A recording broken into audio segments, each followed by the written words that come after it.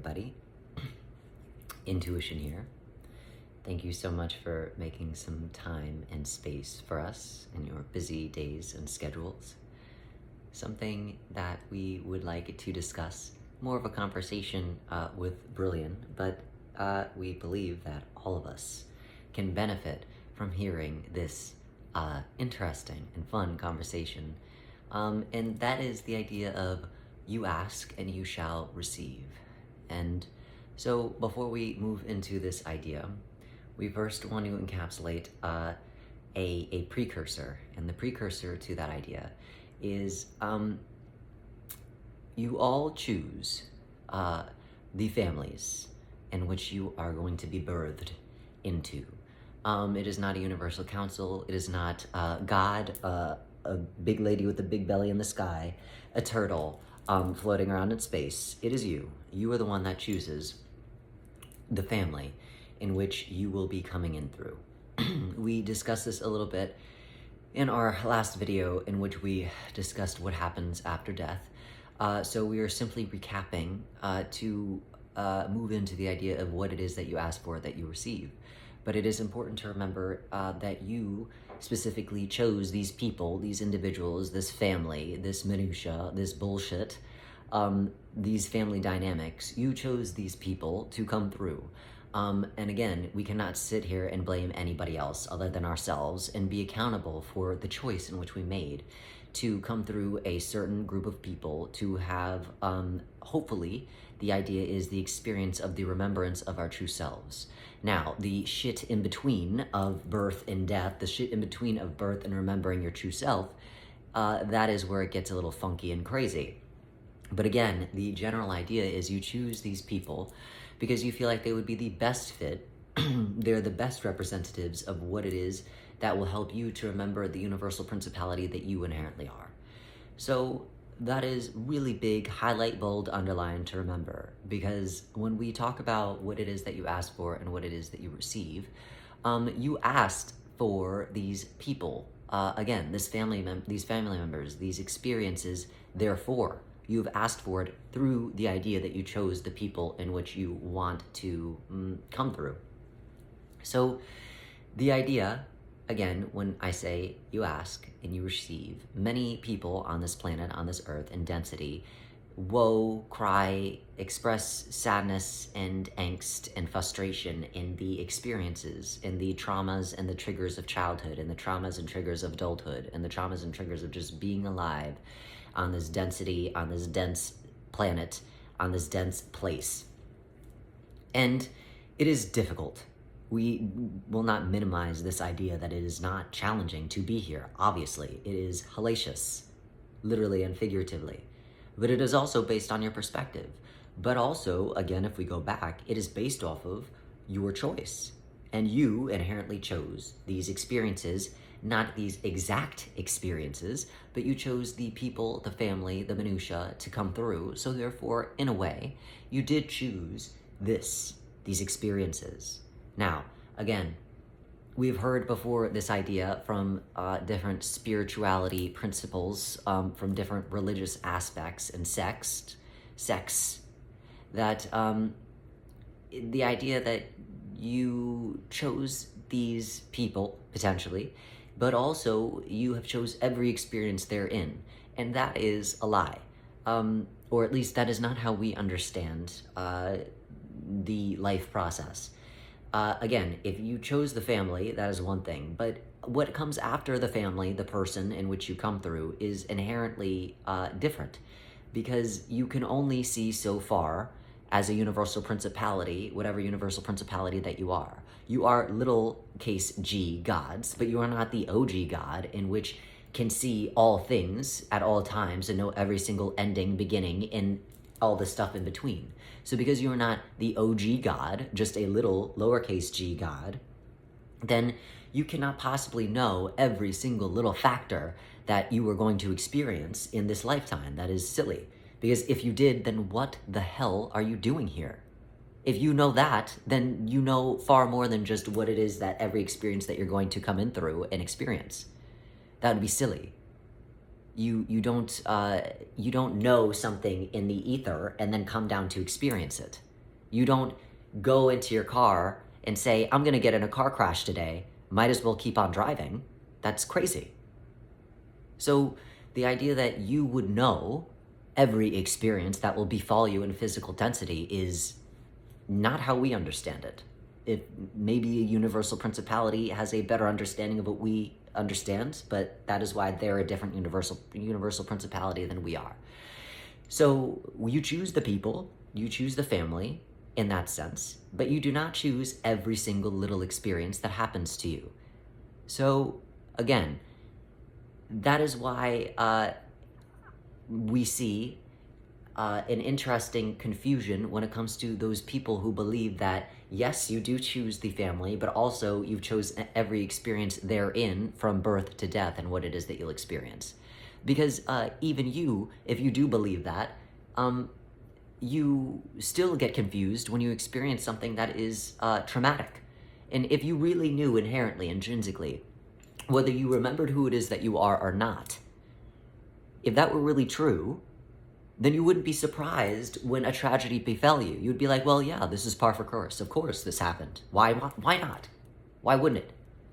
But that is not how most of us are. Most of us, when something insanely horrible, upsetting, horrific, nightmarish happens, we are left in shock. We are spinning out of control. We are wondering, what in the hell is going on? Why is this happening to me? And that therefore shows us, the universal principality that we are, that we do not know, then therefore, all the experiences that we will experience in this lifetime. So, in a way, what you ask for, you receive. You receive the family in which that you are going to be coming through, and you have asked for that. You've asked for experiences through these individuals that will hopefully lead you to the remembrance of who you are. But the exact minutia, finite details of those experiences is not something per se that you choose. It is something that just simply happens. And hopefully you are in your right state of mind, in the balance of your principality, that it does not lead you far off course. But to say that you know all the things that will happen to you is quite silly. Hopefully, if you do know that, then you're not sitting here trying to reincarnate. You are off doing bigger and better things. You are transversing the universe, getting out of this dense place, out of this dense universe, and moving back home to where it is that we are all hoping to see you soon. Not doing crazy things, living what it is that you knew you would live in the ether just for shits and giggles. So, what you ask for, you receive. But again, many of us ask for these things, and we do not know what it is that we're asking for. Again, the idea of the family in which you choose, that you adopt, and therefore come through. What you asked for is to remember who it is that you are. And therefore, you will receive experiences through these individuals that will get you in touch with something. It might not be who you are. It might be quite the opposite of who you are and what it is that you are and the universal principality that you identify with. But nevertheless, you asked for these things. So you must be careful about what it is that you ask for, and then therefore what it is that comes bounding to you for you to receive. Because your life traumas, triggers, are just one example of how you asking for the remembrance of who you are coming to you, and that might not be what it is that you really wanted. Not to say that you do not want to remember who it is that you are, but I'm sure most of us, hindsight is 20/20, and if we could talk to our disembodied self before we came through the family and before we came through the individual that gave birth to us, we'd say, please, look again. Look for anybody else. Not that we don't love mommy and daddy, but Jesus Christ, literally and figuratively, I'm sure we could find someone else. Maybe a little less crazy, maybe a little less intense. But again, this is an example because many of you in your illusion, beyond just childhood trauma, triggers and issues in which are ushered in through the choices that we made when we were disembodied, coming through certain individuals, beyond that, every day, day to day, we are making choices. And in those choices, in a way, we are asking, may I please have this? I desperately, desperately, desperately want this job. I desperately, desperately, desperately want this coupling. I desperately want this man that I saw at the bar the other day. And my goodness, he was a handsome fellow. And gee willikers, wouldn't it be wonderful if I get to be with him? I saw this lovely lady walking across the street, and gee willikers, she just stopped traffic. She was so beautiful. Goodness gracious, wouldn't it be wonderful if we could be together? And in you asking for those things, you will receive it.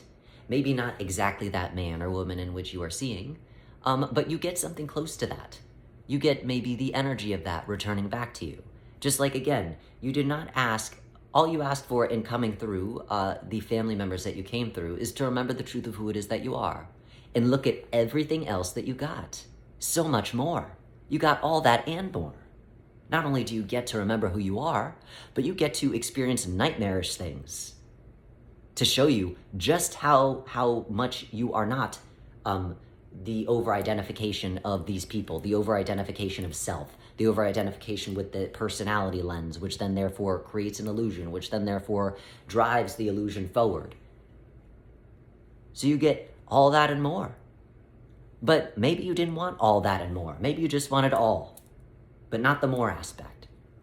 But because you weren't clear on what it is that you were asking, you weren't clear on what your vision was, you got all that and more. And so it is important to know what it is that you're asking. It is important to know the question that you are initially asking. Because if you don't know what it is that you're really asking for, and you receive it, and you get it, then you're stuck with a whole bunch of crap that you probably didn't really want in the first place because you weren't asking the right question. And the right question usually is not, ooh, my goodness, what a handsome man I see at that bar. What a sexy lady walking down the street. That's not even a question. That is more of a adoration. The question maybe is, I feel so alone. And that person, when I looked at them, represents beauty, represents joy, represents, not being alone. What will it take for me not to feel alone? My over-identification with my eyes and everything outside of me, that is what it will take to not feel alone. That beautiful, sexy woman, that beautiful, handsome man walking down the street. But again, is that really what you want?